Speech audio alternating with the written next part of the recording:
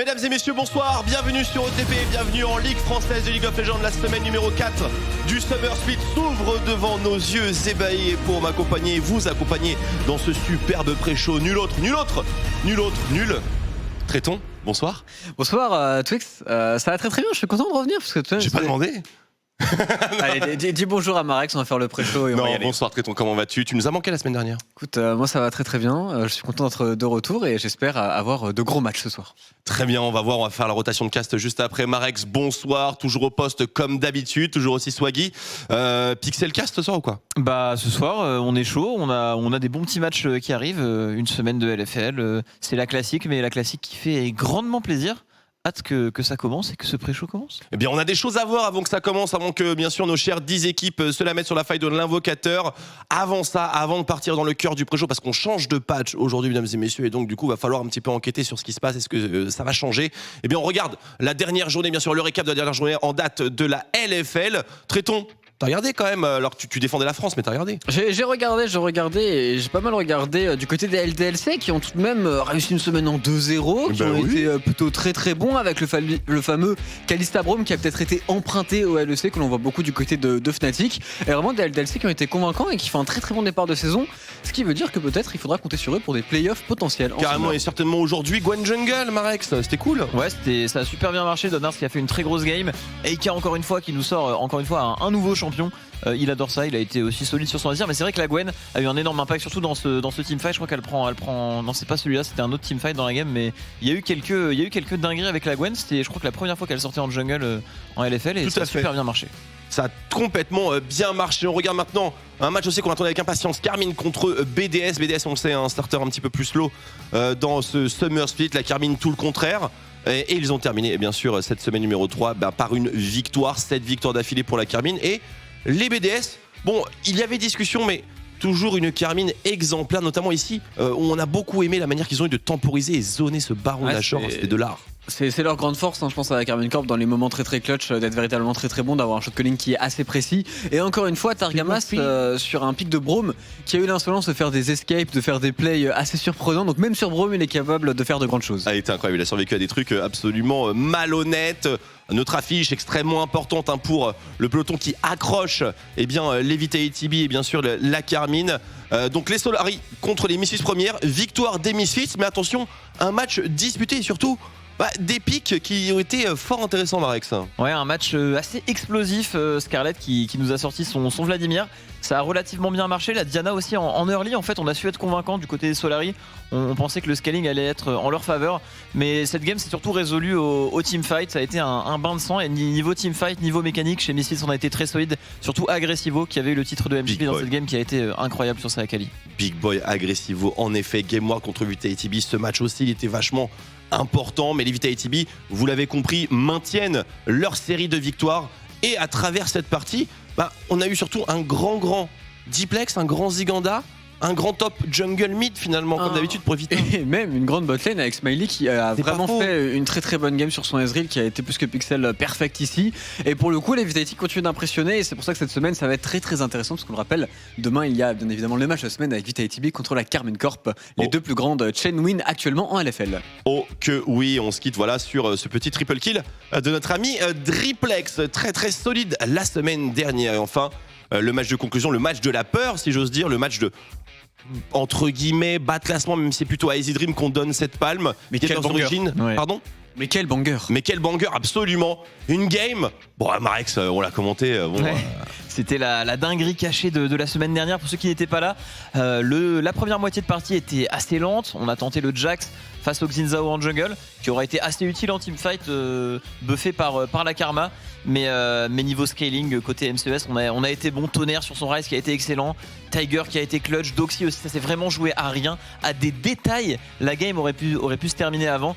Et là, j'espère qu'on va voir la totalité du replay. Là, les détails ont fait la différence. Doxy, regardez-moi cette boule de Jace. Alors, elle est discutable, mais bon, c'est à l'image de la game, quoi. Ça arrive.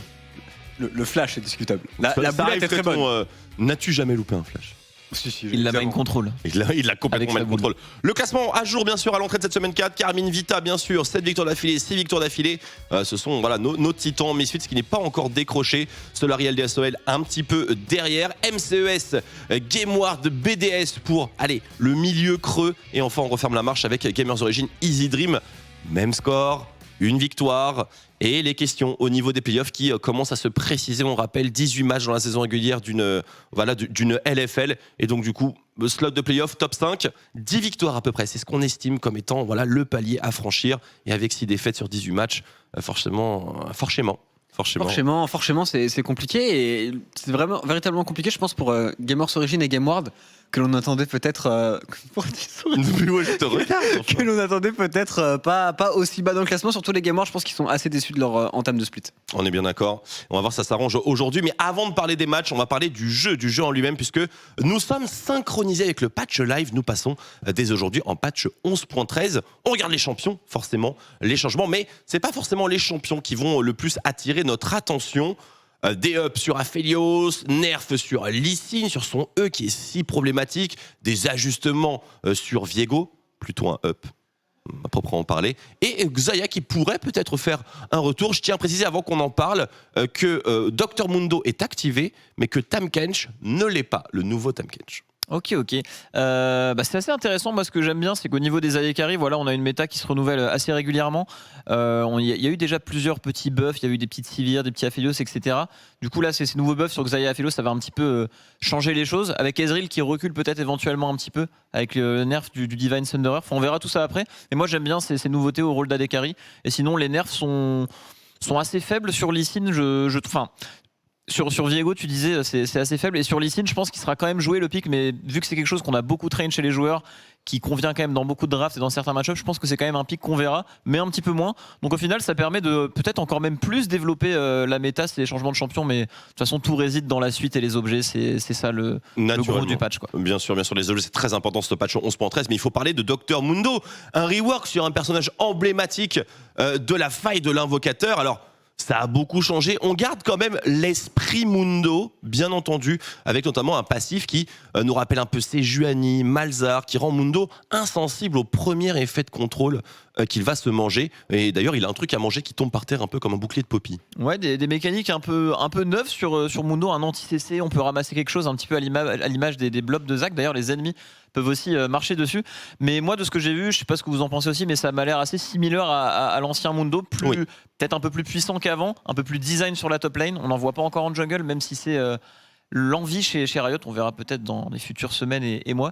Mais sur la top lane, c'est un tank assez solide. Quand il est devant, ça a l'air de faire un peu plus mal qu'avant, Tréton.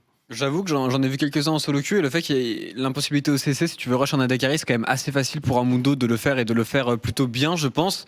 Maintenant, le champion, je pense pas qu'on le verra de suite en LFL en tout cas. C'est vrai, on l'a déjà vu en Amérique du Nord. Ça a été joué en top lane par certains intrigants, par Uni, me semble-t-il. Ça avait l'air de bien marcher, mais c'est l'Amérique du Nord. Voilà, on tourne la page bien sûr. Dr Mundo, on verra si on l'observera a priori un peu plus sur la top lane, mais c'est encore à confirmer. On parle des objets, et ça c'est le cœur véritablement de ce patch 11.13. Des nerfs, des ups, des modifications. Et j'aimerais que l'on commence avec l'item le plus turbo cassé de l'univers. On s'est dit qu'on allait le nerfer ce patch aussi, mais au final, moi je considère ça comme un énorme buff. C'est l'Estropieur, le tout premier objet ici, qui a plus de points de vie, moins d'AD, il y a plus ce petit dash, il y a moins de MS, mais le slow, les amis, le ralentissement, 90% dégressif jusqu'à 40 sur 3 secondes, me semble-t-il. Tu as l'impression que Nocturne a un CC de plus. Exactement, c'est sur ce genre de champion que ça va vraiment bien fonctionner, des bruiseurs un petit peu AD ou un petit peu assassin AD qui ont de quoi atteindre leur cible mais qui ont besoin d'un CC supplémentaire. Donc par exemple Nocturne, c'est l'item sur mesure pour lui, et il est safe de dire que dans les drafts ce soir, Nocturne ce sera sans doute permaban ou un stapic. C'était déjà extrêmement fort actuellement. Avec cet item là, c'est colossal. Il y a d'autres champions sur lesquels ça peut être pas mal. Après on se demande un petit peu ce que les équipes ont eu le temps de découvrir. Je sais par exemple que sur un assassin comme Shaco que je joue, c'est très fort aussi. Du coup, j'ose imaginer que sur certains autres champions, ce sera très fort. Mais pour l'instant, de ce que je retiens de la solo queue, c'est surtout Nocturne. Je sais pas si vous avez aussi vu des Fiora, ouais, voilà. pas mal de. Ouais, sur Fiora, c'est très fort. Ouais. Le split push a l'air d'être reparti un petit peu depuis là. On le verra avec les nouveaux systèmes qui sont sortis. Il y a pas mal de tentatives, en tout cas en solo queue. Le Shurelia qui prend un gros nerf, qui est quand même assez important, je pense. Du coup, on va avoir plus de Moonstone qui, elle, a été up et qui est véritablement, je pense, trop forte actuellement sur ce patch. Donc au final, on va sûrement toujours avoir de la karma, de la Lulu, mais plus avec Shurelia, plutôt avec Moonstone. Séraphine aussi Qui peut fonctionner. Et les items AP, tout de même, moins 200 gold pour absolument tous. C'est énorme. C'est pas mal du tout. Et pour les mages, ça fait un véritable coup de pouce. Des gros mages, des petits Ziggs aussi, pourquoi pas. Bot lane, pourquoi pas aussi. Ouais, clairement, des pics qu'on revoit de plus en plus. Et surtout que ces items-là sont vraiment des items faits en premier sur League of Legends. Donc, moins 200 gold sur un item que tu fais en premier, c'est un énorme poids. C'est pas comme par exemple le buff de Rabadon qu'on avait pu voir avant. Et cela, couplé avec le petit nerf du Divine Thunderer sur des champions comme Ezreal, etc., ça peut peut-être laisser un peu de place à des Ziggs bot lane. Mais en tout cas, ce gros buff sur les champions AP, direct comme ça, c'est vraiment bien joué de la part de Riot. Parce que la méta va toujours rester complète, on va toujours pouvoir tout jouer. Mais je trouve qu'on manquait un petit peu de mages. Les mêlées générales, full mêlée, c'était avec que des champions corps à corps, c'était peut-être pas ce qu'il y avait de plus agréable. Donc là, je trouve que les changements sont parfaits. Bien, ouais. On va certainement avoir du changement, le Pourfendeur Divin. Et le nerf Shurelia aussi. Nerf Shurelia et le nerf Pourfendeur Divin qui est passé de 12% pour les personnages à portée à 9%. Et donc, du coup, à l'état ancien. Donc pour Ezreal, on verra également des ajustements mineur, on oserait dire. Enfin, la vitesse de déplacement a été globalement nerfée sur ce patch-là et donc du coup on compense sur les objets. Pas de banger global vraiment à extraire ici, juste des meilleures stats et des personnages qui courent moins vite. C'est un point important, je pense quand même que c'est une belle correction de la part de Riot parce qu'on a de plus en plus d'outils de vitesse de déplacement dans les kits des champions, etc. Donc partir dans la bonne direction sans trop avoir d'items vitesse de déplacement comme là on l'avait de plus en plus avec le Shurelia qui était un petit peu abusé, etc. Ça recadre un petit peu le jeu et je pense que c'est excellent. C'est la bonne voie. Voilà, on est sur la bonne voie pour la méta compétitive, c'est cool. Bien, ça doit faire plaisir aux joueurs aussi. Mais attention, être sur la bonne voie, ça n'empêche pas de faire des drifts et donc du coup il faut parler des nouveaux objets qui viennent d'arriver, nouveaux objets s'il vous plaît. Alors le Briscock et alors là, la chaîne avec le Nemesis. La chaîne. La chaîne qui est totalement broken au passage, je pense, en termes de support, parce que tout de même tu vas marquer quelqu'un et qui va devenir ton Nemesis, qui va te faire beaucoup moins de dégâts et surtout qui va subir beaucoup plus d'effets de contrôle de ta part, parce que sa ténacité va baisser. Et je pense que contre des champions mêlés comme des Sylas, etc., ça peut être un véritable problème. C'est aussi des stats qui sont parfaites pour un support, puisque par exemple tu as 650 HP, si je ne dis pas de bêtises, et en plus de la CDR, donc c'est les stats que tu veux tout simplement aller rechercher. Donc je serais pas du tout étonné que cet item soit spammé en support et pourquoi pas par certains tanks, notamment en jungle. Zax et Johannis, nos champions qui peuvent le faire en top lane, même du Horn, du Sion avec cet item 650 HP, c'est pas du tout à négliger.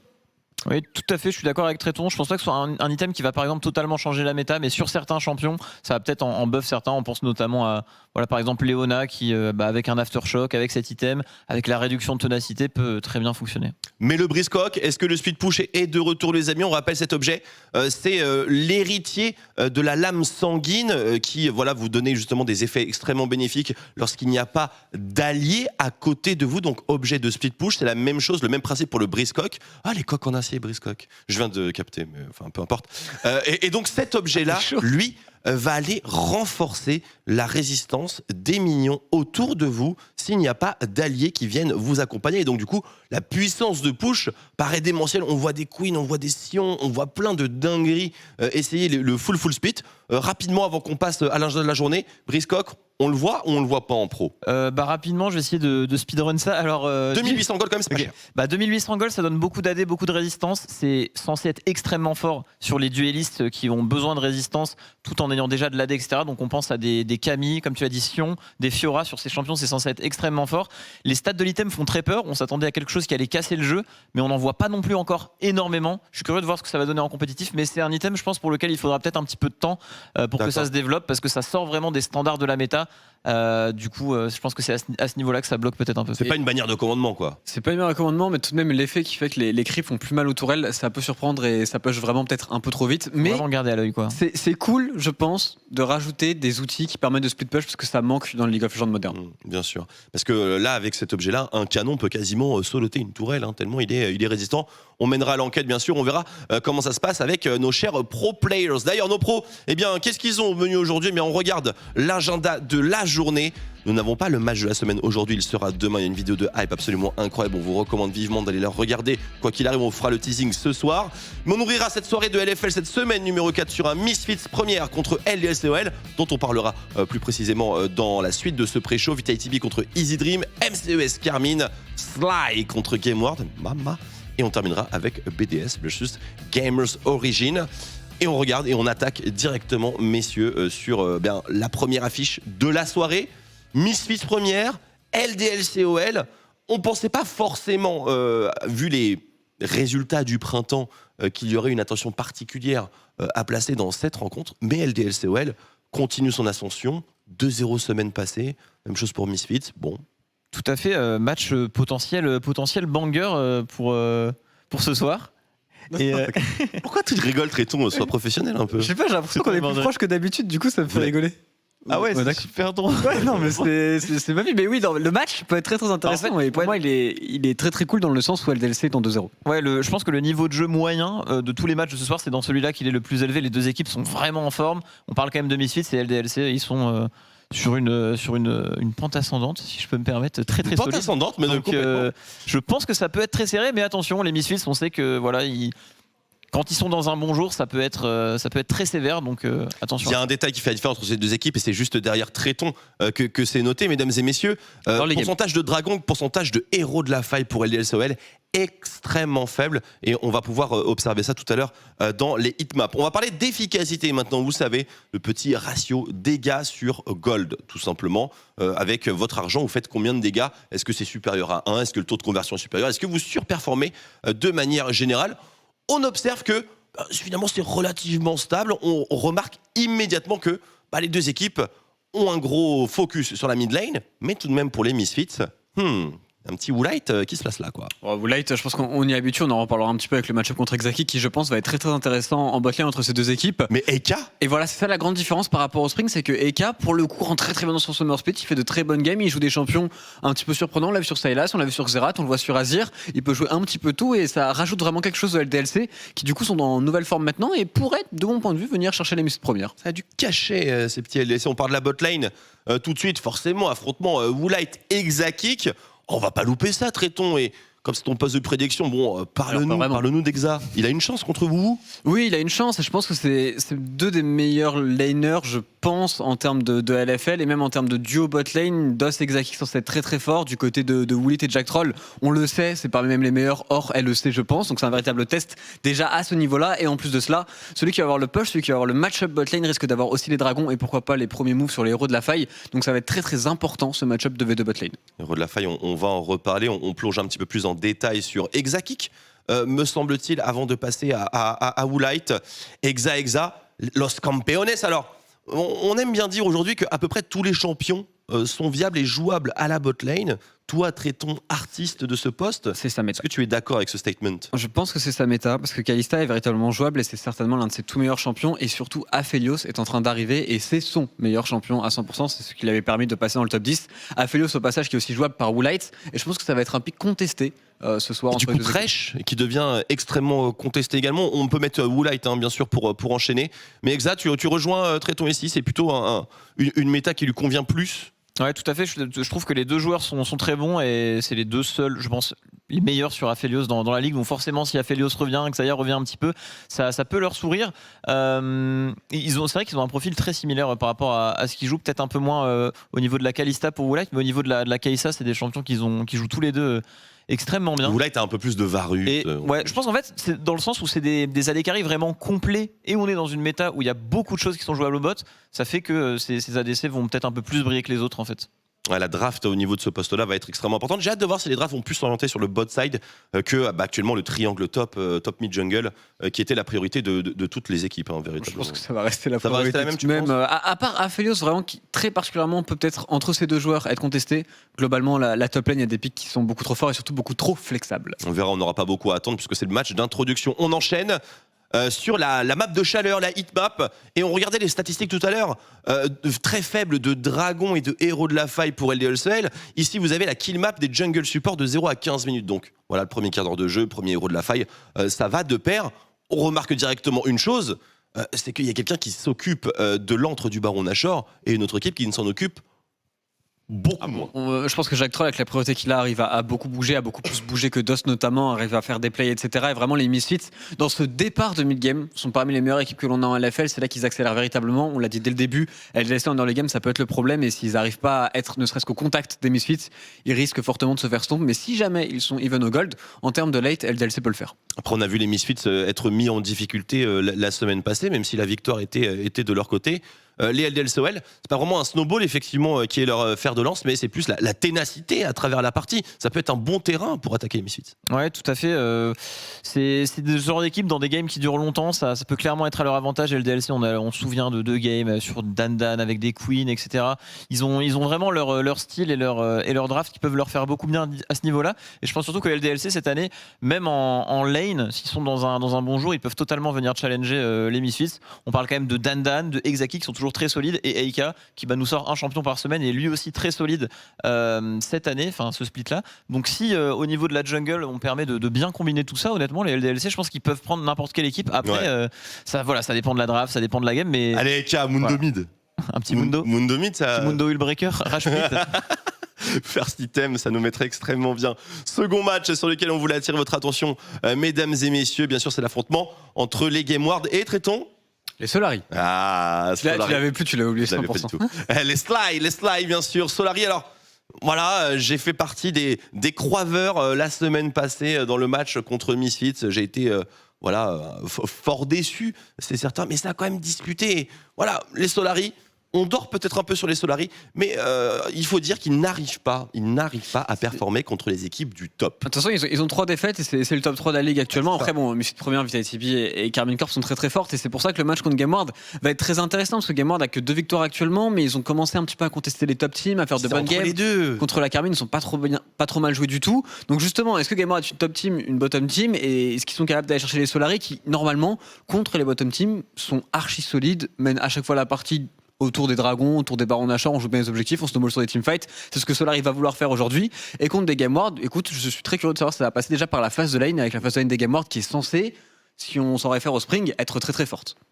Si on s'en réfère au Spring, et on estime que le Summer est plutôt un upgrade, en tout cas c'est ce qu'on nous a dit en conférence de presse, etc. Bien sûr, il faut un petit temps d'ajustement. Les petites statistiques de base, Gameward, bon, pas trop porté sur les snowballs draconiques. Et on avait déjà parlé de Solari la semaine dernière dans le focus face aux Misfits.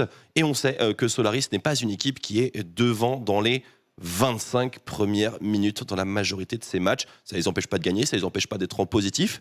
Mais tout de même, on aime jouer légèrement de derrière. Alors, 1000 gold, c'est pas non plus un avantage qui est absolument game breaker. Mais les Gameward, est-ce que vous les voyez adresser, utiliser ce petit avantage pour en faire un gros snowball? Ils sont pas vraiment convaincus de ce point de vue-là, les Gameward, je trouve. Moi, je trouve qu'ils ont beaucoup manqué de réussite. Je trouve que c'est la seule équipe de tout le tableau qui a un score pas vraiment représentatif de leur niveau de jeu. Ils sont en 2-5, si je dis pas de bêtises. Ils ont quand même fait de solides performances. Ils étaient à 2 doigts de faire tomber la Karmine. On sent qui sont en train un petit peu de se remobiliser, et je pense que cette semaine ça va un petit peu être la semaine pivot pour les Gameward pour soit se rehisser au top, soit malheureusement continuer dans ce cercle un petit peu vicieux, parce qu'ils ont vraiment beaucoup manqué de réussite, je trouve, dans leur game, et leurs résultats en témoignent, quoi. Et ce match est super important parce que pour Gameward, comme vient de le dire Marex, il faut se relancer, et pour Solari, gagner contre Gameward aujourd'hui, tu te rapproches déjà très très fortement de potentiel playoff. Potentiel playoff, bien sûr, top 5, on vous le rappelle. On va parler d'un poste dont on ne parle pas forcément souvent dans ces deux équipes, enfin peut-être un peu plus côté Solari, mais côté Gameward, c'est vrai que Irrelevant passe un petit peu en soum-soum, et pourtant, je vous entends à chaque fois, les éloges de Marex tout particulièrement. Donc, ce duel, Elif-Irrelevant, Elif peut-être un peu moins shiny la semaine passée, mais sa place était peut-être un peu différente. Je pense vraiment que c'est deux top laners qui sont extrêmement bons, qui rentrent bien dans leur Summer Split. Irrelevant en solo queue, il claque pas mal de monde actuellement en top lane, il est véritablement très très bon dans son duel. Et Elif a prouvé qu'il est capable lui aussi de carrer, donc je suis très curieux de voir quel angle on va prendre pour les deux équipes. Est-ce qu'on va mettre ces joueurs-là plutôt sur un weak side, ou plutôt avec les nouveaux items, avec le fait que le split push est peut-être un petit peu revenu à la mode? Pourquoi pas essayer de mettre un Irrelevant? Je pense que Irrelevant, ouais, je pense que les Wukong, etc., les match-ups où il veut passer devant, où il peut passer devant, il aime beaucoup ça. Et Elif pourrait essayer de le challenger, ça pourrait être très très intéressant sur la top lane. J'ai envie de voir les Solari miser un peu plus, enfin les Solari et les Game Ward miser un peu plus sur leur top laner, un poste d'avenir qui prend beaucoup d'importance si on suit la plupart des ligues internationales, notamment dès ce matin en LCK. On a vu que la top lane c'était véritablement la clé dans toutes les rencontres quasiment que nous avons eues. On parle de stats maintenant, stats d'efficacité et stats de forward pourcentage bien sûr. On commence par l'efficacité, même chose que pour le focus précédent. Et là bon, les Solari, on connaît la recette. Asa, Scarlett, on leur donne un max. Elif qui prend un petit peu, mais regardez ça, côté Game Ward, c'est homogène et c'est beau. Ouais, c'est très homogène, c'est une équipe qui gagne ensemble en général, qui perd aussi ensemble en l'occurrence. C'est pas vraiment une équipe qui met toutes les ressources sur une même phase de lane, même tout coup il y a un petit peu plus en retrait par rapport au Spring Split. Là où du côté des Solari, on sait très bien quand on donne des golds à Asa ou à Scarlett, des golds qui vont être totalement bien utilisés dans la game et surtout en teamfight, et c'est là-dessus qu'ils font à chaque fois la différence. Qui joue devant en laning phase, devant dans la moitié haute de la phase de lane, qui prend les prios globalement, et bien c'est ce qu'on va observer tout de suite, les fameux points de pression et prio top, ça se discute quand même entre les deux là. C'est assez incroyable de se dire que Solari ils ont un ratio de victoire bien meilleur que les Game Ward, mais que tous leurs taux de forward pourcentage sont nettement inférieurs à ceux des Game Ward. À mon avis, ça témoigne un petit peu du style de jeu des deux équipes scaling. En early game, voilà, de ce qu'on draft. Par exemple, Solari, on sait qu'ils ont bien aimé draft du Luluxin. En général, tu vas chercher le scaling avec ça. On voit rarement des Luluxin perdre en fin de partie. Et un Vladimir aussi. Ouais, voilà, clairement, ça montre vraiment la volonté de scaling chez Solari, qui était également présente durant le dernier split. Je pense que c'est ce que représente un petit peu ce graphe, mais voilà, tout simplement. On n'hésite pas à sacrifier l'early pour des bons pics scaly. C'est un petit peu ce qui s'est passé aussi contre la Carmine, où ils étaient proches de comeback. On avait un peu abandonné l'early, mais on n'était pas forcément loin de complètement tourner la game. C'est peut-être là-dessus qu'ils aiment miser. Et du coup, les Game Ward qui ont aussi l'occasion, pourquoi pas, d'attaquer les Solari avant qu'ils puissent s'activer dans le match. Ce sera peut-être une piste à explorer. C'est pour ça qu'actuellement Solari a plus tendance à perdre contre les grosses teams qui sont capables de lâcher un énorme snowball dès leur game. Et pour le moment, les Game Ward ne l'ont pas montré. Donc si les Game Ward n'y arrivent pas, c'est tout à fait possible que les Game Ward soient bloqués et que Solari l'emporte juste par leur manière de jouer. Et aussi, c'est tout à fait possible que Solari, qui sont en train de monter en puissance, commence un petit peu à changer son playstyle, joue de plus en plus pour leur game et joue plus agressif. C'est quelque chose que l'on peut aussi voir venir. C'est ce qu'on attend des Solari, en tout cas, peut-être d'explorer d'autres manières de jouer leur jeu. Leur jeu ne s'arrête pas forcément au pic Scaly. On parle maintenant, messieurs, du plus important. Marex, c'est ton moment, c'est les pronos. Allez. Marex, sur qui fallait-il miser ce soir ? Ouais, les gars. Ouais les gars, 80%. Mec, c'est inside en vrai. Alors, en vrai, c'était très dur de pronostiquer aujourd'hui. J'ai beaucoup hésité pour le Misfits LDLC. Respect à Tréton qui va peut-être... en vrai, comme Max la saison, là, si ça passe, très joli pari. Si ça passe pas, ça va te dire ça va être la cata. Marek, il fallait miser Vita aussi. Il fallait miser Vita, je pense, oui. On joue un petit peu la forme des équipes. C'est du très très solide chez les Vitality, chez Easy. On se cherche encore un petit peu. Ils ont quand même tenté des trucs niveau draft. Il y avait de bons éléments, mais on n'arrive pas trop à sortir du bateau couloir. Un petit peu comme les BDS et les Géo, qui étaient d'ailleurs un match très difficile à pronostiquer. C'est deux équipes qui doivent se rassurer, qui sont pas en pleine forme. Et comme tu l'as dit, on le voit, il y a 3 Géo contre 5 BDS. C'est les 2 derniers matchs qui arrivent à dresser une frontière entre les commentateurs et on verra bien sûr qui remportera la palme. J'espère me refaire. Ce soir, s'il vous plaît, merci beaucoup Marex, au grand dieu des pronostics, 80% au bout de 3 semaines, et c'est quand même plutôt big, c'est plutôt big. Bon, autre chose qui est big, si je vous dis Trésor, ça si je vous dis Trésor Day, les places et tout, la LFL. Trésor Day, mesdames et messieurs, LFL Trésor Day, simplement une journée de saison régulière de LFL qui prendra place in real life, 22 juillet, 22 juillet, bien sûr à Aix-en-Provence, et la billetterie et tout ce qu'il faut faire tout simplement pour pouvoir être présent lors de cette fabuleuse soirée de LFL, tout est ouvert et tout est spammé au moment où je vous parle normalement sur le chat, et donc vous pouvez directement vous jeter comme des morts à la faim sur vos places, parce que mesdames et messieurs, il n'y en a pas beaucoup, puisque évidemment c'est de la réintroduction de In Real Life pour le gaming, et donc du coup on ne sera pas 40 000, on aimerait être 40 000. Les situations font aussi qu'être 40 000 actuellement, c'est compliqué. On peut pas, on peut pas clairement. Donc voilà, il faudra se battre, il faudra faire des gros F5 comme si vous bookiez votre meilleur concert. Mais sachez-le, mesdames et messieurs, ce sera spammé sur le chat tout au long de la soirée et sur les divers réseaux sociaux liés à la LFL. Le LFL Trésor Day du 22 juillet. Eh bien voilà, billetterie ouverte, jetez-vous dessus. On a hâte, bien sûr, de pouvoir vous retrouver et de vous permettre de retrouver vos joueurs préférés pour cette fabuleuse saison de LFL. Messieurs, pré-show, it's a wrap. Le match d'introduction. Mon anglais s'améliore de jour en jour, Kevin. Je train à n'importe quel moment. J'aime beaucoup le français. I believe first match is Misfits Premier against LDLC. Yeah, first match. Misfits Première contre LDLC, mesdames et messieurs, dans quelques instants. Merci d'être avec nous pour l'ouverture de la 4e journée. Pour la quatrième semaine plutôt de la Ligue française de League of Legends. Merci d'être avec nous. Désolé pour les bafouillements. On se retrouve tout de suite pour Misfits Première contre LDLC.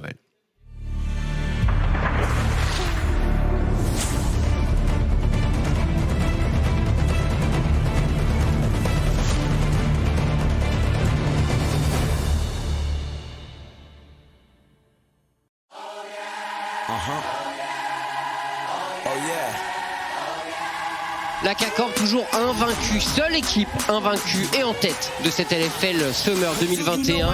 Cabo charge juste derrière. Est-ce qu'on peut punir? J'ai l'impression qu'on peut punir. Erdon va tomber. La déchireuse qui passe avec l'éclairage du berserk. Tous les BDS vont y passer. On va essayer de continuer sur le flashy. Mais Second trouvera sa chanson et lui pulvérisera les tympans. I really want to show the LFL and everyone watching that we're deserving of the crown. So we will crush the blue wall.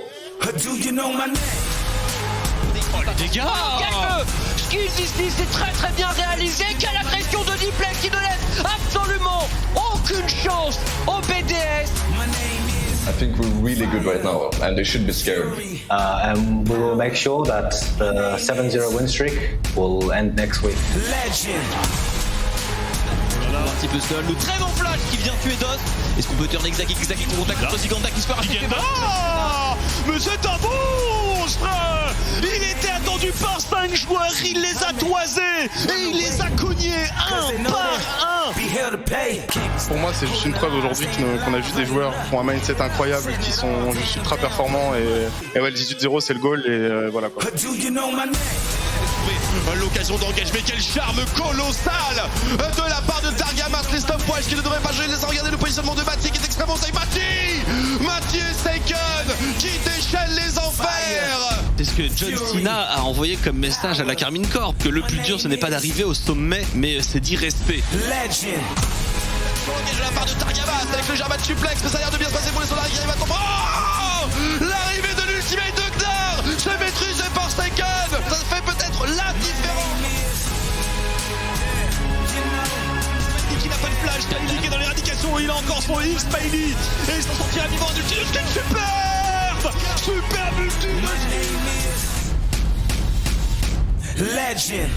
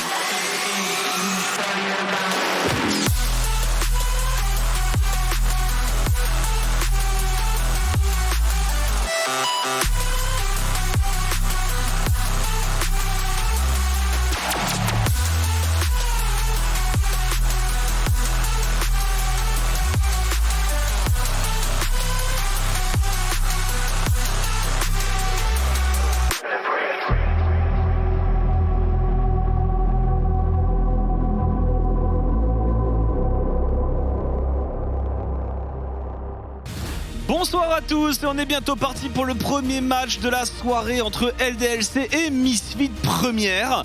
sur le papier un beau match puisque LDLC actuellement à la 3ème place, enfin Misfit à la 3ème place et LDLC juste en dessous en chasse. Ouais, clairement sur le papier c'est peut-être le match le plus serré de la soirée. Ça peut partir des deux côtés.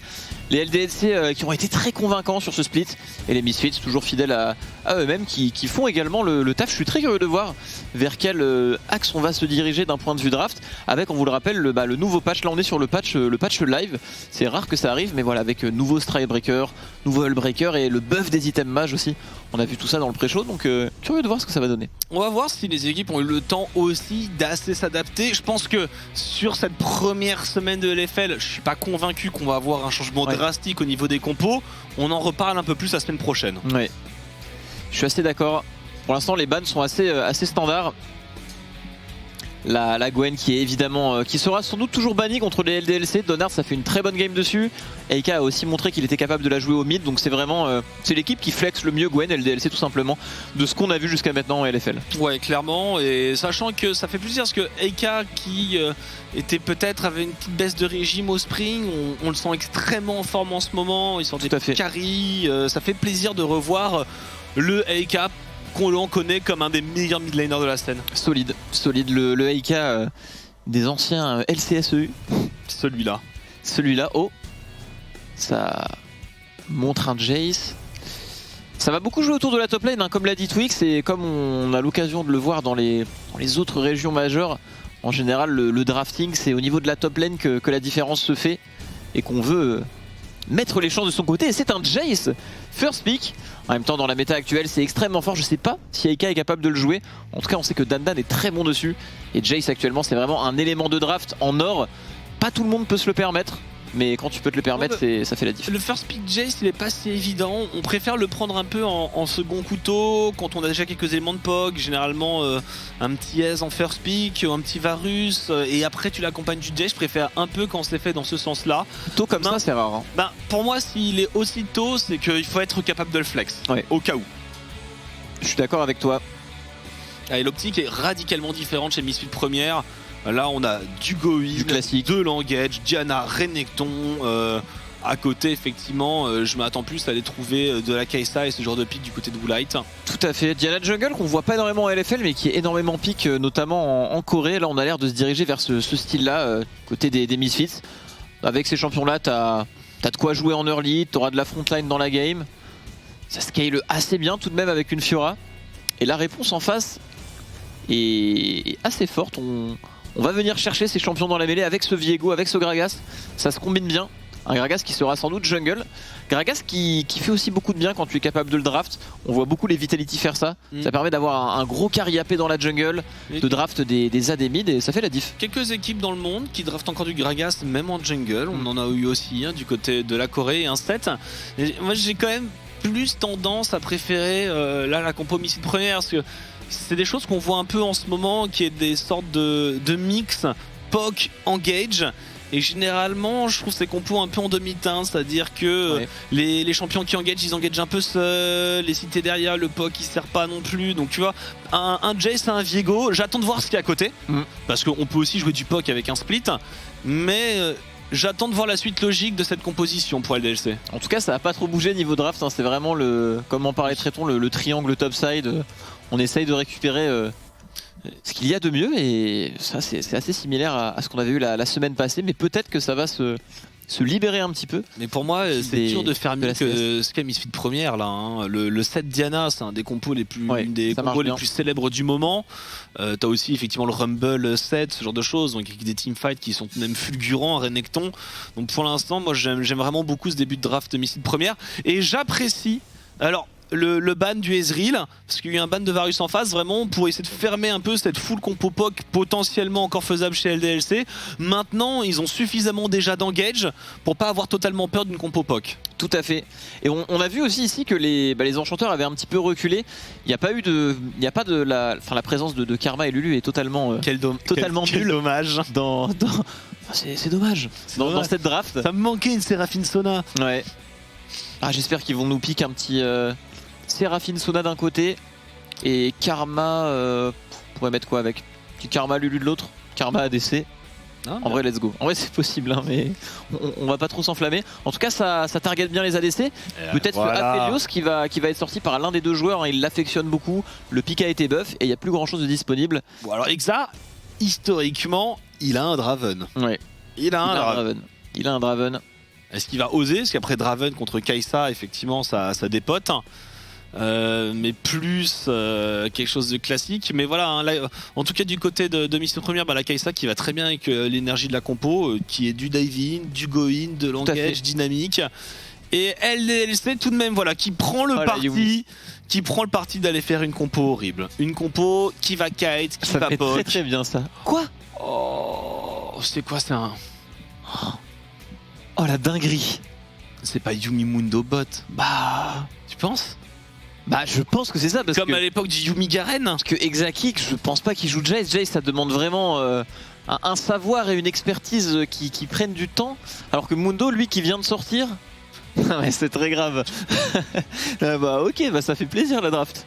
Petit Mundo Yumi, bah je pense que c'est Mundo Yumi au bot. Je vois pas ce que. Bah je vois pas trop ce que ça peut être d'autre parce que Gragas Jungle, Viegomi, J-Stop, tout ça c'est. En tout cas on avait vu juste sur le pré-show avec peut-être des Aphelios qui allaient revenir. La barrière. Avec Xayah. C'est un Mundo Yumi barrière. Why not? Why not? Écoute, pourquoi oh. J'attends de voir s'il n'y a pas un gros bug de draft. Hein. Peut-être. Mais c'est bizarre parce que la draft a continué, elle a pas été dodge directement. Non, mais à voir. Pourquoi pas hein, ils ont peut-être trouvé un truc. C'est aussi ça qui est intéressant, de jouer sur un patch live aussi peu de temps après sa sortie. C'est que t'as peut-être un ou deux trucs craqués que t'as pas vu. Bien Mundo Yumi d'après Carnage MVP. Ah, c'est un bug côté Misfit, donc ouais, okay. Donc on a bien Mundo Yumi. Très bien, incroyable. Du coup, on tente un peu les cheese draft. On a cette Yumi qui est pas mal pour les LDLC. Il y a beaucoup de champions qui portent bien la Yumi. Je pense qu'un Viego ou un Jace, c'est souvent sur les champions AD que Yumi fonctionne le mieux parce que le bonus d'AD qu'elle donne est quand même très très solide. Avec le Mundo, ça doit aussi marcher. On imagine, je sais pas, Mundo Yumi ultra tanky en lane, beaucoup de sustain. Le niveau 6, RR, je peux rien faire. C'est-à-dire non, mais en vrai, pourquoi draft un ADC alors qu'en face, il y a déjà Seth, Diana. Il y avait quoi d'autre en all-in? Renekton. Juste prendre Mundo Yumi en fait. Ouais, tu as fait le Stretch, de la Jinx Stretch, ouais. Toujours des choses qui marchent. Hein, Stretch était ban. Stretch était ban. Il y a le Time Kench qui marche bien. Il y avait du Braum qui marchait bien. Non, mais il y a des solutions. Après, je m'attendais plus à un Aphelios Braum ou quelque chose comme ça. Hein, je suis d'accord avec toi. Leur solution n'est pas forcément mauvaise. Je vais dire qu'on la connaît pas encore. Parce que effectivement, mais bon, si c'est comme un Garen Yumi, on imagine au bout d'un moment, le Mundo te court dessus et t'as les dégâts où tu les as pas. Ouais, je pense que ça va être à peu près ça. Il l'avait déjà draft la Yumi d'ailleurs avec un Ezreal. Moi j'aime beaucoup DOS qui n'a pas peur de sortir ses pics solo queue. À mon avis, s'ils les sortent autant et contre des grandes équipes, c'est que ils ont dû train ça, que ça a dû bien marcher pour eux en scrim, etc. DOS aussi sur la map qui a un gameplay, tu sens qu'il a vraiment pas peur, etc. Et ça fait du bien au LDLC d'avoir ce sub-jungle. Ils ont vite pris leur marque en fait. Et quand t'as des carries qui sont en forme, on voit que la recette marche. C'est clairement une équipe qui peut accrocher les playoffs et qui peut même se hisser dans le haut du tableau s'ils arrivent. Parce que là, ils sont quand même dans leur contre un adversaire direct à qui on pourrait prendre la place. Ah, complètement. Donc ce match est très important pour les LDLC. S'ils gagnent, ils sont 3e ex-aequo en attendant le match de Solari. C'est-à-dire que on recolle clairement au haut du classement. Et pour Misfit première, il s'agit de ne pas se faire distancer par Vita et Carmine. Sachant que demain, il y aura forcément un déçu entre ces deux équipes. C'est le match de la semaine d'ailleurs. Le banger. Il est beau. On verra comment ça joue ce soir avant de faire un prono. Ouais. C'est vrai que pour la Carmine, c'est peut-être pas si simple de ne pas avoir perdu une seule game pour l'instant. Après, il y a quand même eu des games où ils se sont vraiment fait chambouler, où ils étaient à 2 doigts de perdre. Donc je pense que c'est un peu similaire à avoir perdu une game. Tu sais quand même que t'es allé la gratter la victoire. Quoi. Il y a plusieurs cas de figure. Soit t'as 7-0, tu peux te dire que t'es tellement safe que ça commence à hard troll. J'ai 2 styles. Le fameux je joue avec avec les coudes, ou alors ça peut te mettre aussi un peu de pression. C'est une possibilité, c'est-à-dire que tu te sens obligé de performer, ou alors tu peux ne plus en rien avoir à faire. À mon avis, ça dépend un peu des profils de joueurs et des profils d'équipe. On verra dans quel profil sera Carmine. Tout à fait. Alors que du côté des Vitality, à mon avis, là on est en train de vraiment prendre une grande lancée, et c'est possible qu'ils ne se fassent jamais arrêter honnêtement. Donc Ça il joue faudra faire vraiment attention à ces derniers. Ouais, je pense que Vita, c'est. Ils ont ils ont tous les petits éléments de draft qui font du bien. Tout le monde joue bien. Quel que soit Ils sont en forme et qui s'en sortent bien. Quel que soit l'adversaire, je vois quand même Vita en finale. Ouais. Je dis pas qu'ils vont la gagner, mais j'ai du mal à les voir aller en autre chose qu'en finale. Ouais. Et ça va être super intéressant ce split de LFA honnêtement, parce que dans les équipes aussi qui montent un petit peu en puissance comme LDLC, bon, on sait pas jusqu'où ça peut aller finalement. On va avoir beaucoup de réponses avec ce match dans tous les cas, mais ce match avec, si vous venez d'arriver, il y a un petit souci technique côté Misfits, mais il y a bel et bien un Dr Mundo AD Carry avec Yumi qui a été draft par Exaki et par DOS côté LDLC, donc on a hâte de voir ce que ça va donner. Sachant que c'est Leona Kaisa. Hein. Il y a l'anti-CC du Mundo contre Leona. Ouais, mais Yumi contre Leona, en tant que OTP Leona, Ouais. le chaton il pose une patte par terre, c'est instant flash E. Bah, c'est surtout que Kaisa c'est l'un des meilleurs ADC pour découper les tanks en fait. Donc Moi, le choix sera au rendez-vous. J'ai un petit peu peur du fait que DOS et Exaki se fassent pulvériser au bot avec leur compo. Parce que vraiment, il y a de quoi venir les chercher. Et si jamais Eika qui va jouer Jace apparemment. Si jamais Eika arrive pas à prendre de la prio mid, et c'est pas si évident que ça de prendre de la prio mid contre un 7, j'ai peur un petit peu. Après, est-ce que tu as envie de dive un Mundo Yumi qui a le Mundo barrière? Ouais, c'est presque insultant une barrière sur un Mundo. Du côté des LDLC, on a vraiment une compo qui scale, qui poke beaucoup aussi hein, entre le Jace, la Yumi qu'il faut pas négliger. Bon, les couteaux du Mundo, on va pas les citer, mais on a quand même un bon cœur de compo poke, alors qu'en face on a très peu de range, mais par contre on a poussé le langage au maximum pour la compo Misfits première. Donc il va encore y avoir cette confrontation un petit peu compo poke vs compo hard engage, mais avec des pics un petit peu différents. La Diana qu'on voit pas trop en LFL, qui est ici draft par Zlatan, et bien évidemment l'icône du Mundo, c'est l'ancienne icône, ça me met très très bien. Je ne l'oublie pas ce petit Mundo avec Yumi. Tu manqueras mon frère. Ouais. Après ça, le nouveau Mundo ressemble un petit peu. Ouais. Il est juste un kit un peu plus 2021. Ils ont rajouté une page de description à chaque accessoire comme les champions actuels, et on est bien maintenant. En tout cas, waouh, curieux de voir ce que ça va donner, mais ça devrait être un peu comme le Garen Yumi. En tout cas, j'ai hâte. Voilà, en tout cas, le match est prêt. Ça y est, on va rentrer dans la game. LDLC contre Misfits première, deux équipes au coude à coude. C'est maintenant.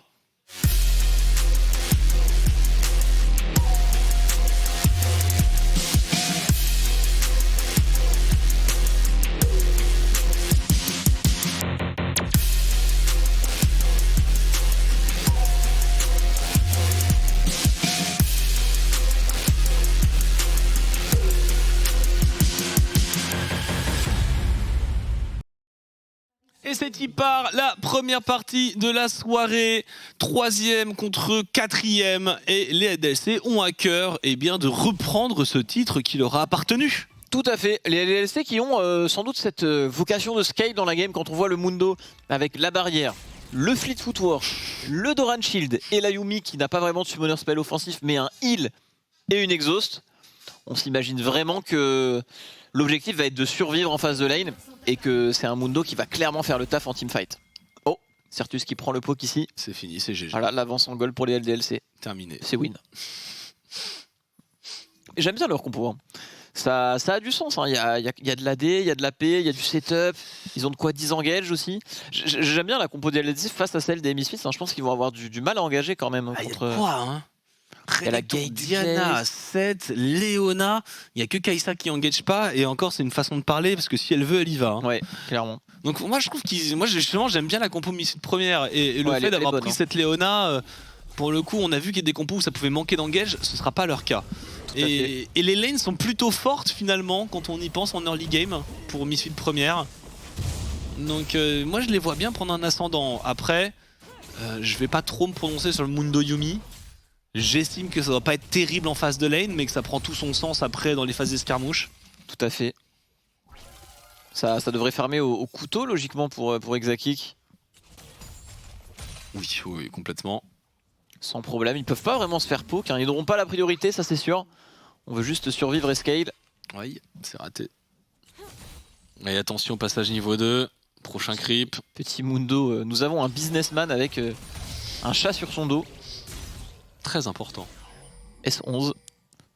Et Agressivo qui a pris un sale trade Ouais. là, contre Viego. Et la tentative sur Exakik. Mais c'est pas le Mundo qu'on veut aller chercher, clairement. C'est la Yumi sur une erreur. Ce qui va pas être facile. L'anti-CC contre Leona qui est pas dingue parce qu'au final le Q-spell va le retirer. Du coup, il peut quand même enchaîner stun, into ulti derrière. Ça semble pas non plus être dingue contre Leona. Même si un anti-CC reste toujours très bon. Et Zlatan, sans doute pour le full clear ici. Miroir hein, du côté des deux junglers, on a start au red buff. Et on effectue un full clear. Attention à ce Renekton, comme tu l'as dit, qui a pris un petit peu la sauce. Contre Gragas Viego, ça pourrait partir en dive. Mais bon, à mon avis, Agressivo, là, il est tranquille. Il a bu sa potion. Il est passé level 3. Il a bien régénéré ses points de vie. Ça devrait bien se passer. Il est au Doran Shield. Il est tranquille. Oh, Zlatan hein, qui finit extrêmement low sa jungle. Heureusement qu'il a une... Ça va passer tout juste. Merci la régène du Gromp. Et du coup, il enchaîne directement sur ce secret. Bon, on voit que Diana en early, c'est pas non plus le pic incroyable. Faut réussir à ne pas se faire punir. En tout cas, c'est un bon early là pour elle d'avoir pu mettre tous ses camps en CD et récupérer un crabe. Et heureusement qu'il y a une jolie prio bot mid, hein, parce que sinon je pense qu'il aurait pas été très confiant sur la prise de son Gromp. C'est même probable qu'il soit directement allé au carapateur puis à son Gromp, mais il a pu se permettre de faire le full clear parfait. Et Donards en a profité pour ward la totalité de la jungle, et voilà qui devrait éviter à Dandan une mauvaise surprise. Effectivement, et on voit que Exakik pas vraiment derrière OCS pour l'instant, il tient sans problème et il est full life avec sa potion. Donc en tout cas la phase de lane, on n'a pas la prio certes pour les LDLC, mais niveau farming on peut clairement farmer avec ce Yumi Mundo. Oui. Ils ont même pris l'ascendant là. Incroyable. Il y a un peu de farm à récupérer après ce rebond, mais ça poke hein, en définitive. Voilà, on le voit. Hein. Le Q-spell à la comète plus des haches de lancer. À terme, ça entame un petit peu les barres de vie des Misfits premières. Donards qui va décider de ne pas finir ses golems et qui va être repéré. Peut-être le call du dive qui a été effectué par les LDLC. On sait que la Diana est topside. Elle est passée sur cette ward et oui voilà. On n'a pas perdu de temps sur les golems. On a fait un call dive directement pour les LDLC. Je suis assez surpris que les Misfits soient restés sous tour. On call la téléportation qui va être utilisée par Certus. Ça va être puni. Hein. Ça va être puni sur la mid lane. Eka qui a vu la TP qui est revenu directement se repositionner. Qui va pouvoir crash cette vague. Et bon, Certus qui se sacrifie pour le bien de la team. Tout à fait. Je pensais qu'il allait attendre peut-être que ça commit avant de TP, mais on a vite voulu dissuader les ennemis. On avait quand même une certaine puissance pour dive ici. Et le Gragas qui utilise cette pression sur le bot side afin de start ce dragon. Toujours bien de récupérer un Drex tôt dans la partie, surtout un Cloud. À l'unité, je les trouve quand même assez bons. Cloud et nuages, enfin Cloud et océan. Ouais, ça fait beaucoup de bien. Et les LDLC honnêtement qui tiennent en face de lane, qui récupèrent un dragon, sachant que le mot d'ordre doit être le scaling ici, c'est tout bon pour eux. Dandan toujours solide sur sa top lane, pas facile d'affronter un Renekton en tant que Viego, encore moins quand c'est celui d'Agressivo. Là il pourrait se faire dive, ouais. Il va respecter back très loin et TP. Devrait perdre pas mal de CS et d'XP là-dessus Dandan malgré la téléportation. On va avoir une petite avance sur le Renekton. Ouais. Très très bon play ici de la part de Eika qui va s'en sortir avec son flash. Ah il y a dû y avoir un petit misclick, c'est bizarre. Vite fait. J'ai vite fait un misclick sur ce creep. C'est bizarre parce que je pense pas qu'il ait inversé ses summoner spell. Et même s'il avait un autre summoner spell, il aurait sans doute pas voulu l'utiliser ici. Donc oui, écoute, on a vu Deft le faire avec un Jace en championnat du monde. C'est vrai. À partir de là, tout le monde a le droit de le faire. Très agressif de la part de de Zlatan pardon, ici, qui va utiliser son ultimate. On sortira de là pour Donards. Et attention là pour les LDLC, c'est dommage, on avait créé cette TP advantage au niveau de la mid lane, mais malheureusement Ekal a perdu ses 2 summoner spells sur ce petit cafouillage. Bon, rien non plus de dramatique.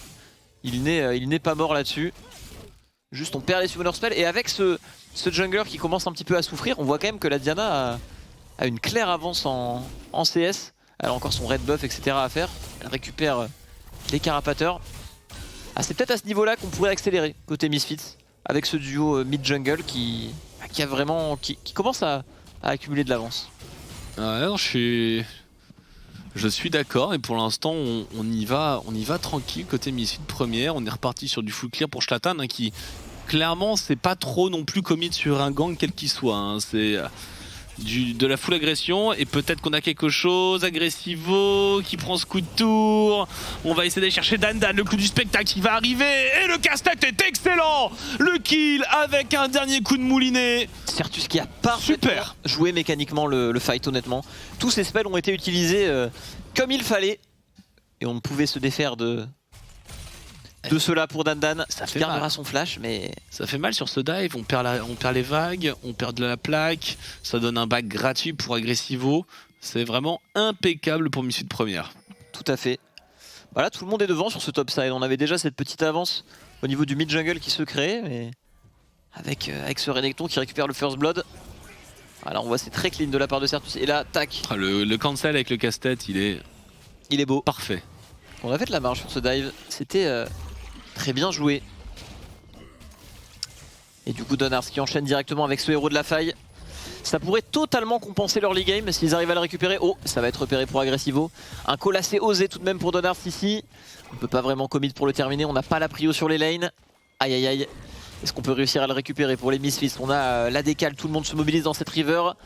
Le Mundo Yumi qui va peut-être rentrer en piste ici. Agressivo un petit peu seul. Il a pas d'ultimate. Oh là là, c'est osé et il a reset. Il a reset, ce héros de la faille. Il perd du temps là-dessus, LDLC. Il perd beaucoup de temps et en plus on est low. Et là maintenant, la Diolène a pu repush sa vague et elle a pu décaler alors qu'on avait vraiment la prio côté LDLC. On aurait peut-être dû y aller un peu plus et un peu plus paquet. Mais du coup, c'est une opportunité un peu ratée. On a besoin de ces golds, 2000 gold avant les 10 minutes de jeu, ça fait déjà beaucoup. Beaucoup trop en tout cas. Ouais. Ça vient de la jungle essentiellement, ces 2K gold d'écart. Tout à fait. Et les Misfits, ils ont vraiment une compo qui veut être devant pour accélérer à tout moment. C'est la compo hard engage all-in. Par contre, voilà, on a quand même ce facteur Yumi. Il faut pas oublier que Yumi est un champion qui scale énormément sur League of Legends. Parce qu'elle permet tout simplement de faire valoir un peu exponentiellement les ressources. Et c'est la seule chose qui permet ça sur League of Legends. Parce qu'en soi, normalement sur LoL, tu es capé par exemple avec tes 5-6 items.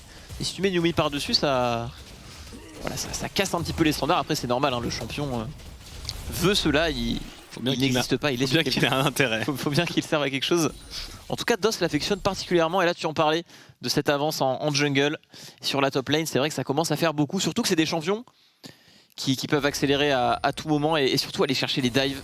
En tout cas, l'opération d'avoir récupéré le Herald, je pense, c'est excellente pour les LDLC parce que c'est vraiment tout ce qu'il fallait pour les Misfits pour accélérer la partie. Donc honnêtement, ils arrivent à gagner du temps. Ils ont aussi eu ce premier drag, donc ils peuvent scale un minimum. Par contre, c'est vrai que ce Herald, ils sont très heureux de l'avoir deny, mais quand on regarde l'état des lanes, pour l'instant, on a du mal à imaginer un bon héros de la faille qui prenne autre chose que juste 2 plaques, puisqu'on n'a pas réussi à toucher les tours encore. Et on n'a pas forcément une très grosse prio. Faut voir maintenant à la bot lane avec Exakik et DOS. J'ai l'impression que Woolite il vit un peu dans la peur de se faire dive à n'importe quel moment. Clairement. Et Woolite, je trouve que c'est dommage qu'il ait pas un peu plus de ressources parce que il a 4 frontliners qui vont le setup en fight et en face, on n'a pas vraiment de quoi aller le chercher. Ou directement on s'est fait repérer ici par Ika, le flash-in de la part de Zlatan, totalement immobilisé. Et on va mourir. Côté de Ika qui s'est fait totalement surprendre. L'ombre d'un flash out n'était point là. Il était au shop là. Jack Troll. Ouais. Aïe aïe aïe, c'est dur. Zlatan décisif sur cette all-in. Le top side là. Et on gratte du terrain petit à petit pour les Misfits. Ça fait une belle hémorragie de gold. Ça fait trop, messieurs les Misfits, enfin messieurs les LDLC. Il va falloir stopper ça, il va falloir trouver des actions parce qu'à ce rythme-là, ils pourront pas empêcher effectivement la draft full all-in. Parce que avec de l'avance, la draft des Misfits première, elle passe de potentiellement compliqué à jouer à très facile. Ouais. Et on réfléchit pas, on prend le premier, on lui met tout de suite, tank pas tank, Yumi pas Yumi. Tout à fait, dès qu'ils ont leur premier item, ce sera bon. On est 3 sur ce top side avec la Yumi sur Agressivo, avec son Renekton, l'exhaust qui part directement. On enchaîne les CC avec l'exhaust. Ce Renekton se fera abattre, ce sera un kill pour Donars sur son Gragas. On arrive à répondre, ça permet de gagner du temps, pourquoi pas un play hero de la faille. Il reste encore 2 minutes pour aller récupérer ses plates. Ils n'auront pas d'autres endroits où le mettre. Est-ce qu'il y va, Donard? Est-ce qu'il peut essayer de prendre? Il y a de la défense tout de même, il y a la Diana qui est en train de bouger et on va en rester là. On n'a pas pu prendre la décision côté LDLC. On ralentit On ralentit la progression Misfits. Oh. Les battements de cœur côté LDLC qui ont dû augmenter, mais la réussite est au rendez-vous. Et ça ralentit encore plus les Misfits. Un flash ulti en moins sur Leona à l'entrée de ce mid-game. Ça sourit plutôt au LDLC qui se voit tenir pour l'instant dans cette partie. On ramasse le petit kill. On arrive à back. Pas de héros de la faille en face pour accélérer. Pour l'instant, on gagne du temps. Et ce Mundo qui farm plus que convenablement. Je pensais que la phase de lane serait éventuellement un peu compliquée pour LDLC, mais j'ai pas l'impression qu'ils aient été mis même une seule fois en danger. Oui, c'est vrai. C'est vrai qu'il a pu free farm, à voir si il sera plus utile que la Kai'Sa en fait, parce que bon, une Kai'Sa contre la frontline LDLC va forcément avoir son utilité en faille, surtout qu'elle est vraiment bien protégée avec toutes ces 4 frontliners qui apportent beaucoup de CC, beaucoup de setup pour Woolite. Par contre, utiliser cet Herald, ça paraît un peu compliqué. On le met directement au mid. Je pense qu'on arrive à la fin du temps, pas trop loin. C'est pas mal. Là, la Leona s'est montrée bot. Du coup, on sait qu'on a le surnom sur la mid lane. Ça va être 3 plays quand même, parce qu'il y avait une mini play qui avait survécu, plus les 2 qui sont prises par le Herald. On s'en met dans les poches. 2k5 gold d'écart toujours pour les Misfits. On n'arrive pas à creuser l'écart, mais... C'est mieux, hein, les DLC ils étaient à 4K, 4K5. Déjà on a repris un peu du poil de la bête, on a repris de la plaque, on a pris du kill aussi. Donc ça leur fait beaucoup de bien, du beurre dans les épinards. Et on regarde un peu au farming, à part la jungle, ça a commencé à se stabiliser. L'avance qu'il y a en jungle est assez impressionnante, il y a vraiment un gouffre. Toutes les ressources sur cette Diana, et ça fait vraiment les affaires des Misfits parce que c'est le seul AP de leur composition. En face, il y aura vraisemblablement pas de RM, donc avoir une Diana aussi fed, parce qu'elle a beau être en 0-0-1, elle est clairement fed, elle a même un shutdown sur la tête. Oh, ce Mundo qui va peut-être pour la première fois ici. Ils ont eu envie, hein. Ils auraient peut-être pu y aller. Hein. Les mallettes qui cognent dans le doute de cette Kai'Sa. Là, la Yumi était là un tout petit peu plus tôt, mais était un ulti, c'était flash obligatoire pour Woolite. Mais bon, pas d'agression trouvée. Certus qui, comme tout bon set, n'en a absolument rien à faire du poke de son adversaire. Là on est sur un timing un peu faible côté LDLC, on n'a pas le spike des mythiques. Alors qu'ils sont tous présents chez les Misfits première, à part Project Troll. Le Kraken vient d'être récupéré par Woolite. Donc là on respecte. Dans tous les cas ils savent comment les jouer ces compos Yumi. Tu es souvent voué à être derrière en début de partie. On sent une bonne discipline côté LDLC, ils n'ont rien fait de proactif qui était mauvais.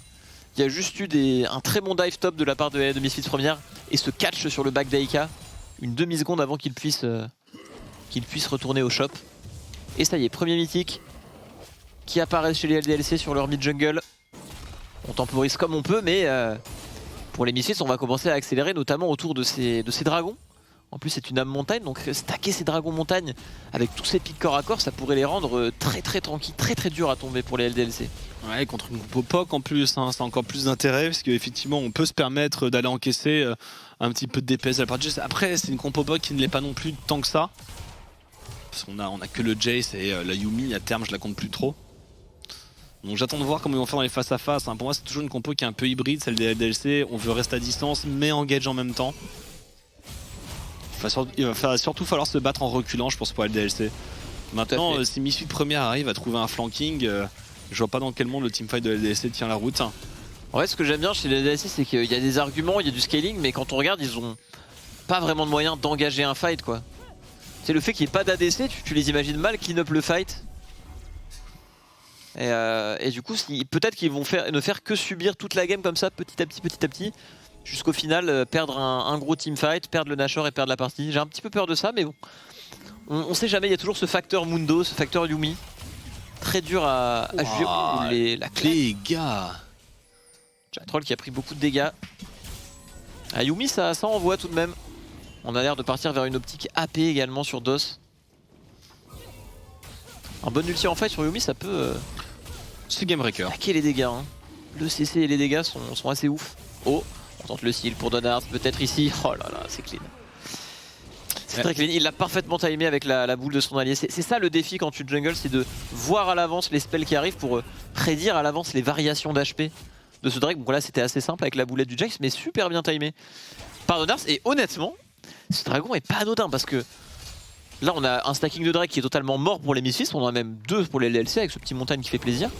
Et du coup, bah, on arrive encore une fois à délayer cette partie avec des petits détails comme ça qui font la différence. Et surtout que s'ils n'arrivent pas à provoquer des fights dans ce genre de cas de figure, Missile première, il y a engage derrière, c'est pas comme si LDLC allait leur donner des engages gratuites.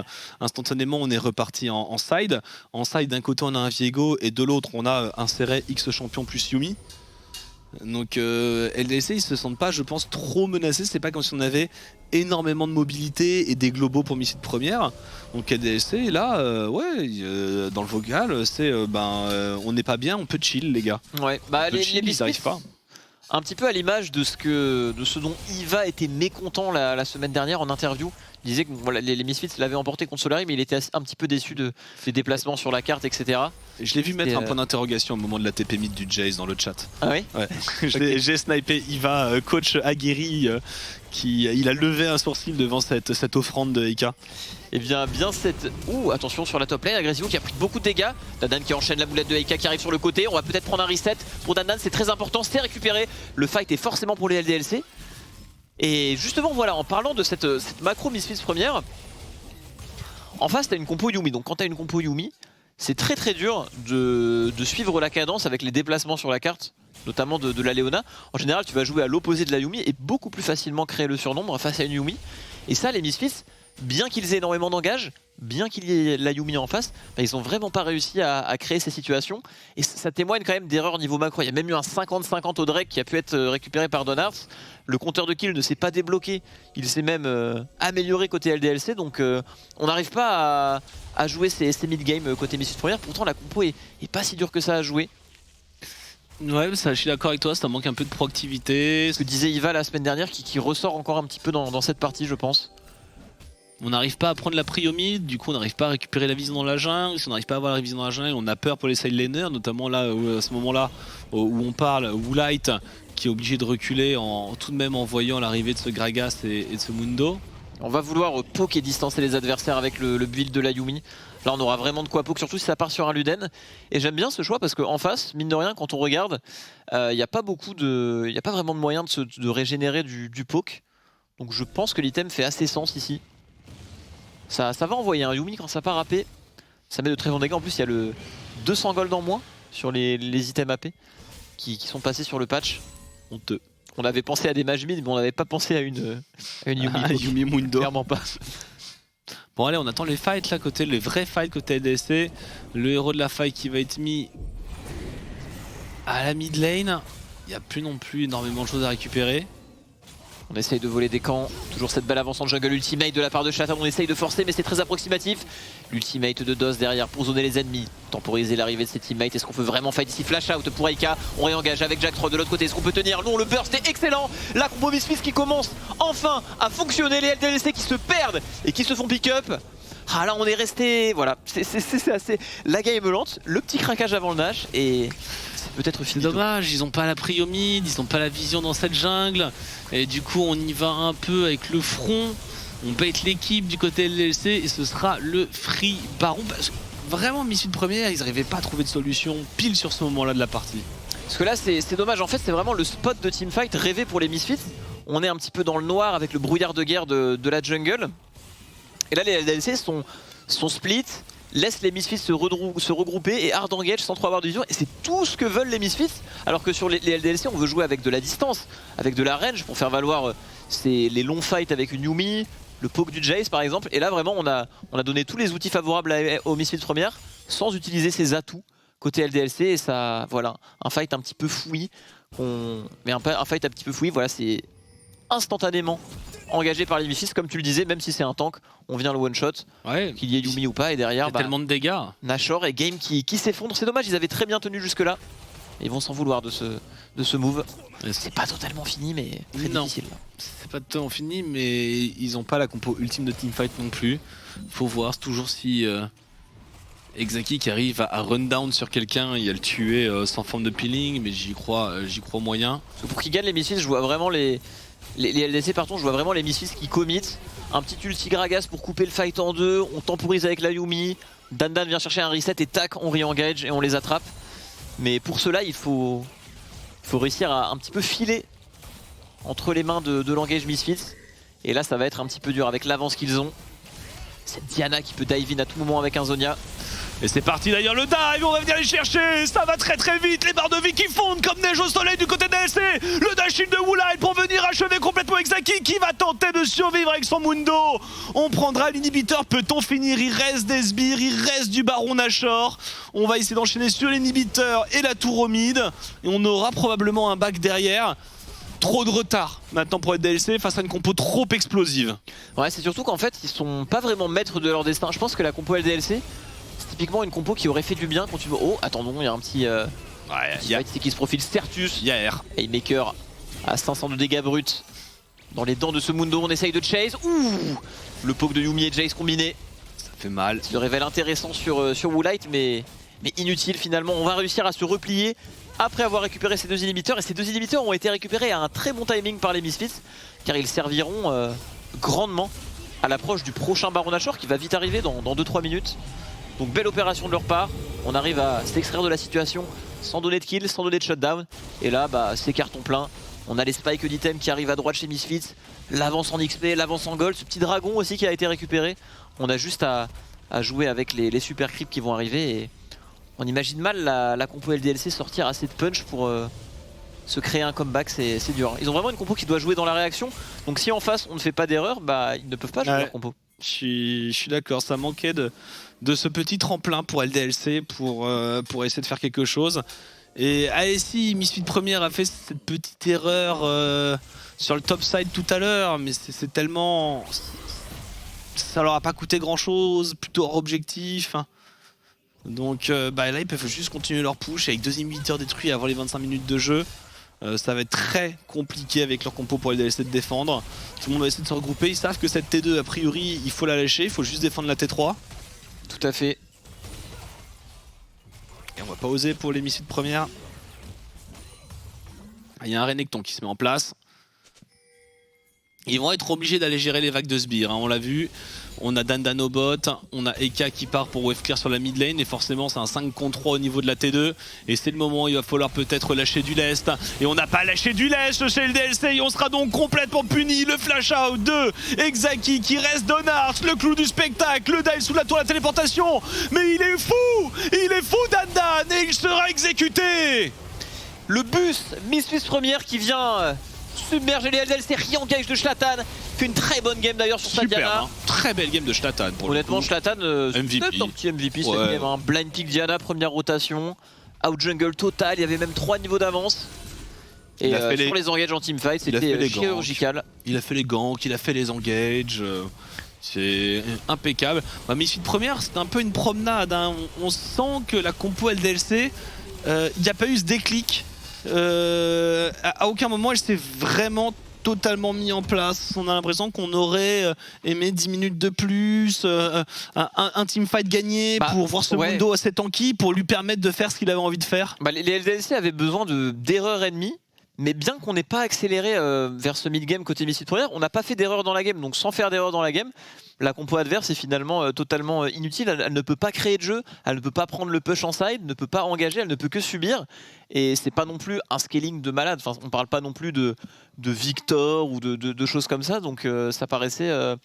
Voilà, on avait des idées côté LDLC, mais ça s'est pas passé comme prévu de leur côté malheureusement. Non, et c'est limite le moment où le fameux débat BO1, BO3 devient un peu frustrant. Ils ont tenté un truc en une game LDLC qui est original, qui est nouveau et qui n'a pas marché. On aurait limite aimé en voir un peu plus pour ce soir, mais voilà, c'est le format de la LFL, c'est le format des durs à cuire.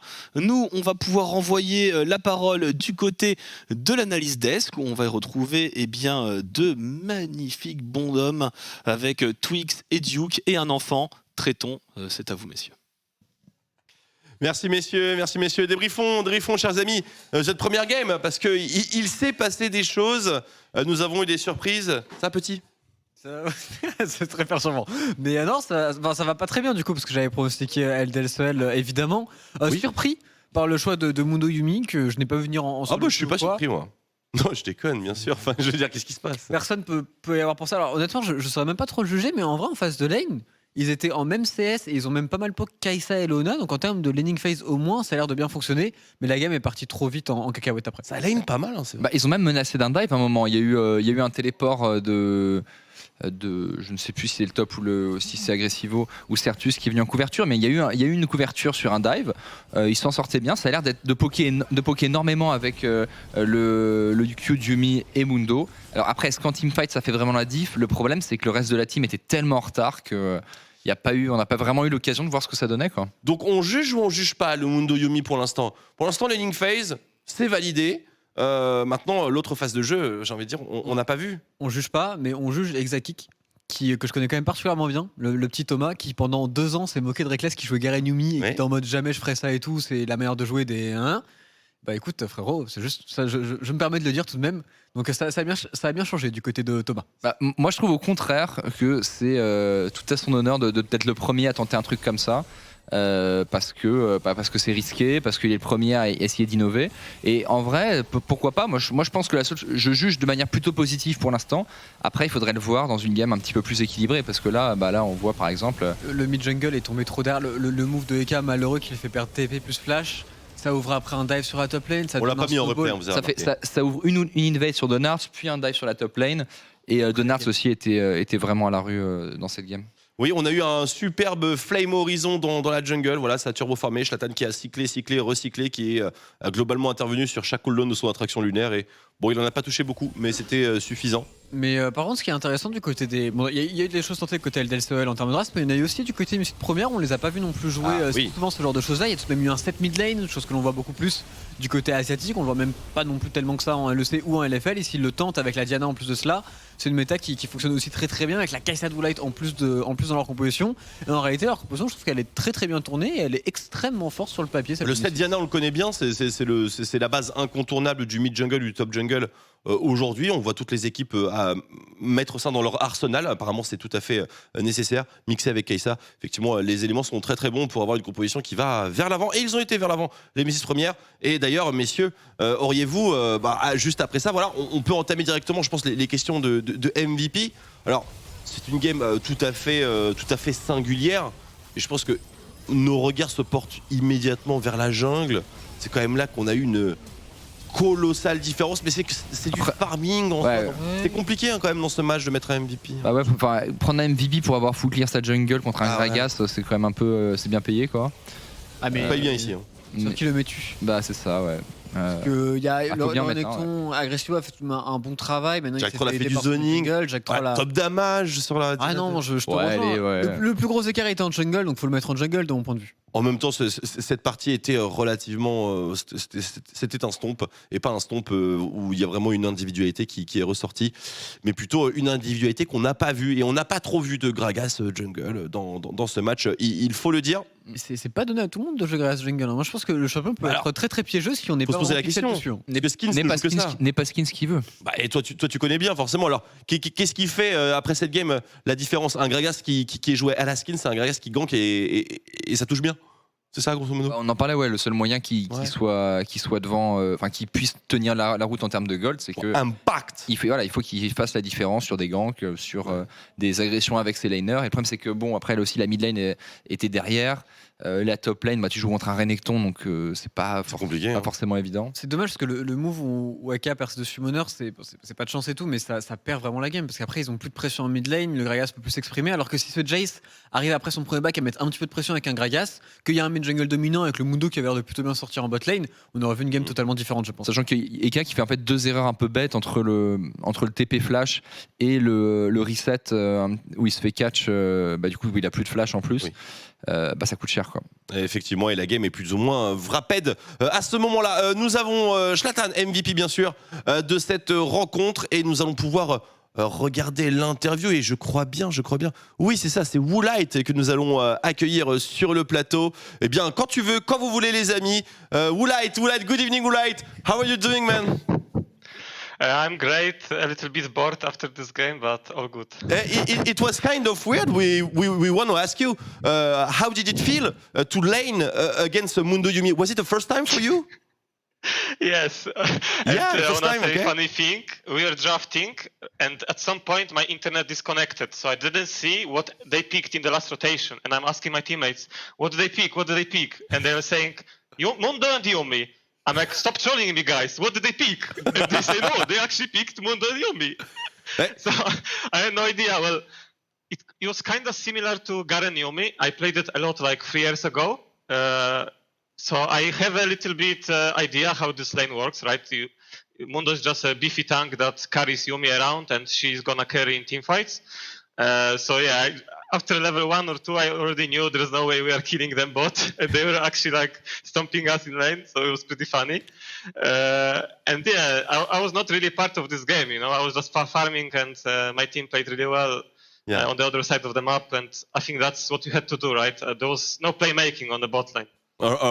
Obviously, and your team kind of crush every other role. But let's focus a little bit more. Do you see the interest of drafting Mundo Yomi? Was it hard to lane against? Because of course there's no play potential, but at some point Mundo's wave clear was actually kind of good, and they even had the momentum to crash a few waves under your turret. So maybe we can imagine some kind of dive scenario. Do you see the interest? Are you maybe curious about this combo and maybe wanting to play it yourself? Yeah, for sure it has some potential. I think you need a really good comp around it, and I think LDLC kind of abused the fact that not everyone knows how Mundo is changed. Yeah, obviously. I had one custom game that like 1 week ago, I think I went into a custom game to see the skills. So I actually knew exactly what he's gonna do, but it still was really annoying to play in lane against, and it really reminded me of Garen Yumi.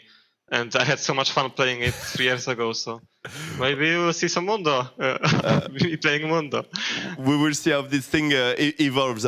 Yes, Triton. In the new patch, we've seen some up of Xayah and Aphelios. Do you think it will change the meta in bot lane? We know you're a pretty good Aphelios player.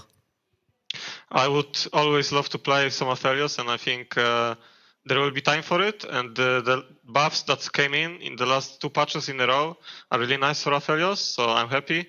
Aphelios is a champ that you really need to master and understand completely. I love the fact that it's like one of the not many champs in League where actually studying the weapons in custom games and like thinking deeply about it gives you even more advantage, because most of the people don't clearly know what he's doing, right? Even until now, people know, okay, I cannot fight Aphelios with the red gun and the white gun, but they still don't know what exactly they do, right? It's pretty funny. So yeah, if the opportunity will arise, I will pick Aphelios for sure. Like I think it's one of the highest win rate champs of all time in my career, so I love it.